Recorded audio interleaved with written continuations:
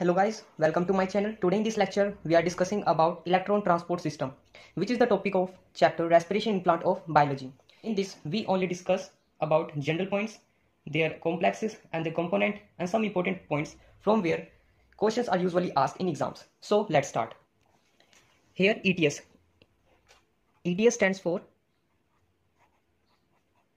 electron transport system. कहाँ पर होती है? Occur in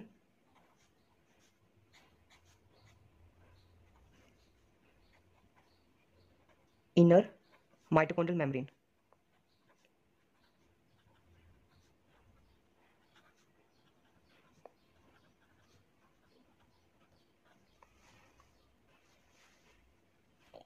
ये मेटाबॉलिक पाथवे है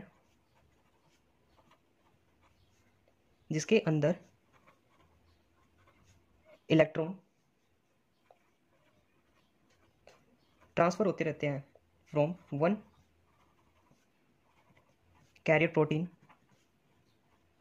टू अनदर। इसी को बोल देते हम इस ETS। ETS के अंदर टोटल 5 कॉम्प्लेक्सेस आते हैं।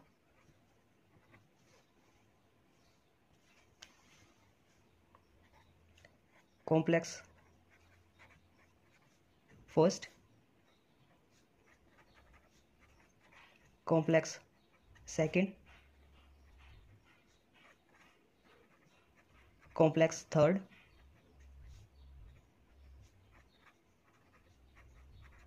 Complex fourth and complex fifth.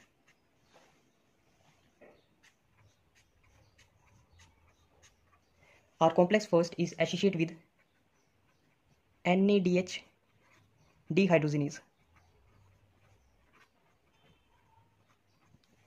Our complex second is associated with FADH2 dehydrogenase.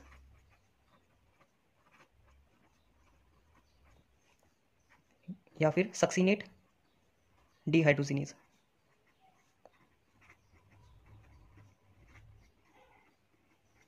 Our complex third is associated with cytochrome BC1 and complex fourth is associated with A and A3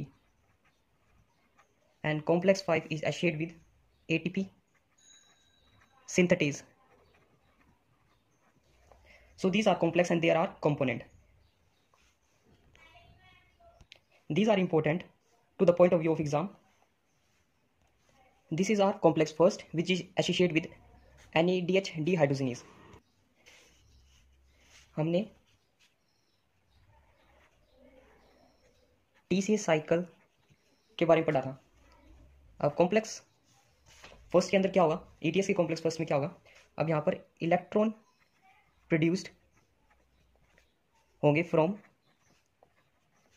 NADH जो कि बाद में oxidise हो जाएंगे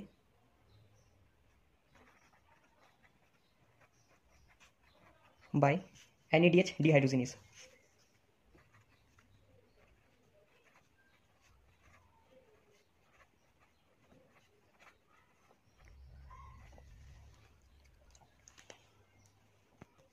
फिर बाद में ये इलेक्ट्रॉन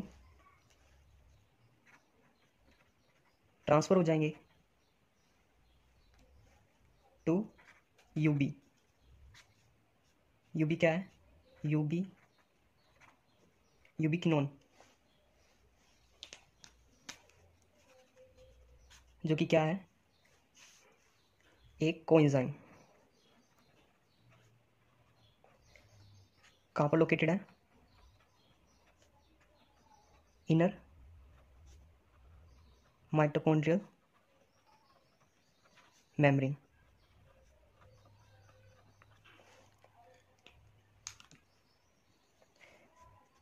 हमने बात करी थी टी से साइकिल के अंदर SSF यानी succinyl CoA, succinic acid and fumaric acid. So in complex second is associated with the FADH2 dehydrogenase and succinate dehydrogenase. So succinate dehydrogenase will take part in between succinyl CoA succinic acid. From succinic acid it will form fumaric acid, and FAD is reduced to FADH2. These reducing equivalent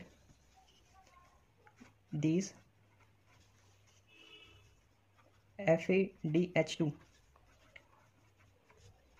reducing equivalent are now transferred to ubiquinone.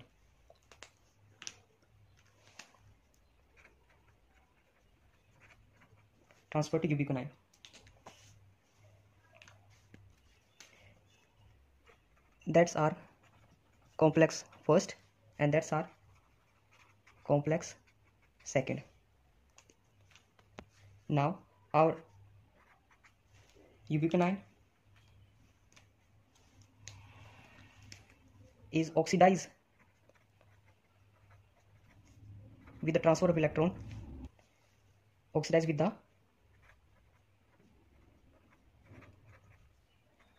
transfer of electron to cytochrome C via cytochrome BC1.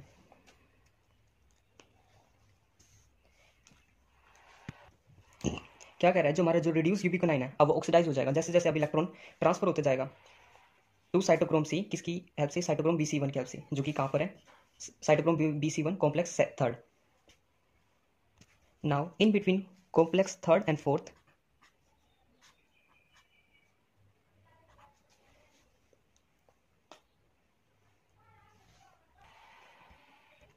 a small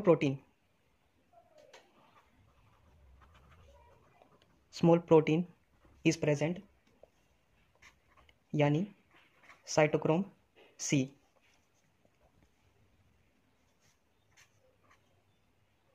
where it present on outer surface of inner membrane.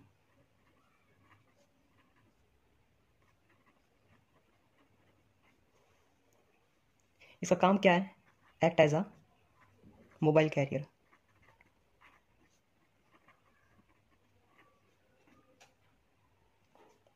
For electron transport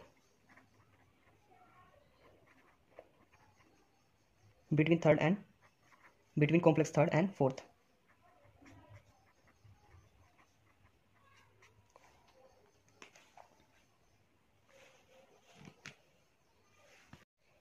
अब next आता है हमारा complex fourth. अब complex fourth के अंदर आता है A and A3.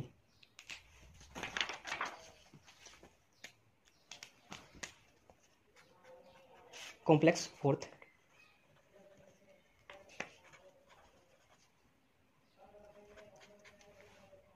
अब कॉम्प्लेक्स फोर्थ के अंदर आते हैं हमारे A and A3. A and A3 ये दो हमारे क्या है, oxidase complex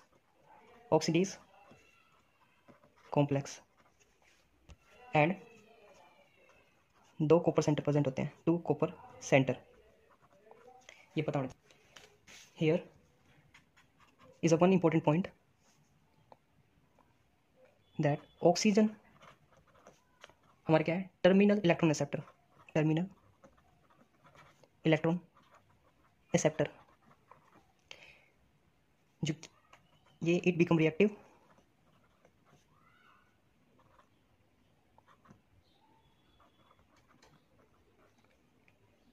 and combine with proton to form metabolic water.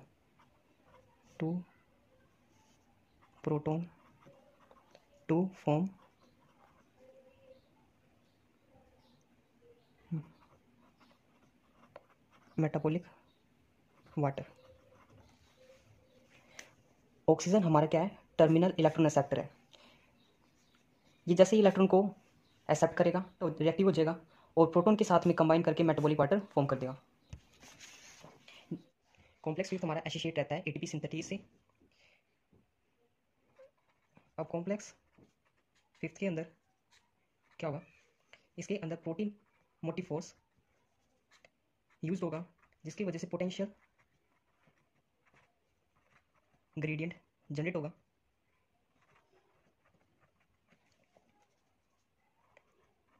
And more proton will accumulate.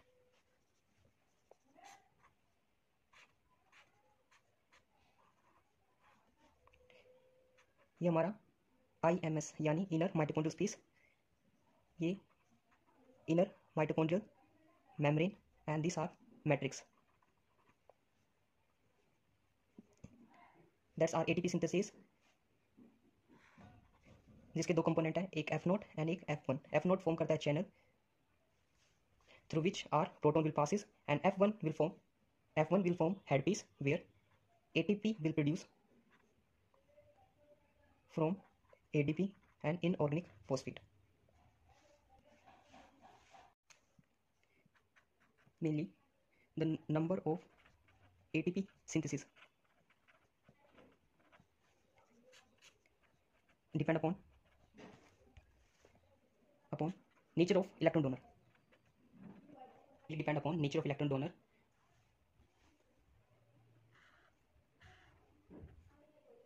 One NADH molecule will produce 3 ATP and one FADH2 molecule will produce 2 ATP. Here is one important point.